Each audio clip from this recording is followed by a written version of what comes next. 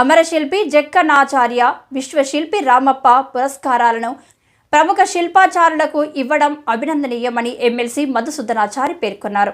తెలంగాణ విశ్వ బ్రాహ్మణ విశ్వకర్మ రాష్ట్ర సంఘం 4వ కార్యవర్గ సమావేశాన్ని నారాయణగూడలోని బొజ్జ జయసేన మెమోరియల్ హాల్లో నిర్వహించారు. ముఖ్య అతిథిగా మధుసూదనాచారి పాల్గొని అవార్డులను ప్రదానం చేశారు. అనంతరం 2024 నూతన సంవత్సర క్యాలెండర్ను ఆవిష్కరించారు. సభ అధ్యక్షులుగా వ్యవహరించిన వేముల మదన్ మాట్లాడుతూ విశ్వ బ్రాహ్మణులు సమాజానికి ఆదర్శవంతులన్నారు. రాష్ట్రంలో 25 లక్షలకు పైగా ఉన్న విశ్వ బ్రాహ్మణులకు ఎన్ని ప్రభుత్వాలు మారినా సంక్షేమ పథకాలు అందడం లేదన్నారు.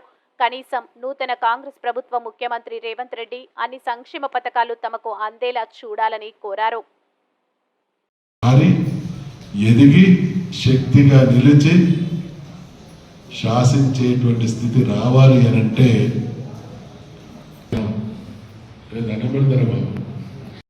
దేవాలయాలు మేము నిర్మించాము. ఇట్లా చరిత్రలో దేవాలయం కట్టేది మేమే, గుడి కట్టేది మేమే, దేవాలయ విగ్రహం భగవంతుని విగ్రహం తయారు చేసేది మేమే, ఆభరణాలు తయారు చేసేది మేమే. సమాజానికి ప్రతి ఒక్కరికి ఆదర్శంగా మరి సమాజానికి మేము ఒక మంచి ఆదర్శంగా ఉండేటువంటి విశ్వకర్మలం. ఇప్పుడు ప్రభుత్వాలు వచ్చాయి, ఏ ప్రభుత్వాలు వచ్చినా పట్టించుకోవడం లేదు మా సమాజాన్ని. మేము దాదాపు తెలంగాణలో 25 నుండి 30 లక్షల జనాభా ఉన్నాం. మేము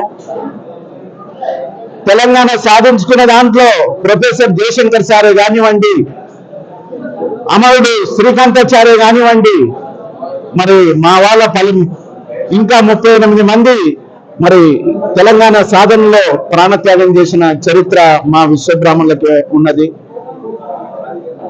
10 సంవత్సరాల తెలంగాణ ప్రభుత్వము, తెలంగాణ వచ్చిన తర్వాత టిఆర్ఎస్ ప్రభుత్వము 10 సంవత్సరాలు కాలం గడిపారు. కానీ మాకు ఎలాంటి లబ్ధి పొందలేదు. అందరికి ఇచ్చినట్టు ఆత్మగౌరవ భవనం అన్న పేరు మీద మాకు ఒక 5 ఎకరాల భూమి ఇచ్చారు. మరి ఆ ఇచ్చిన దానికి మేము ఎంతో సంతోషపడుతున్నాము.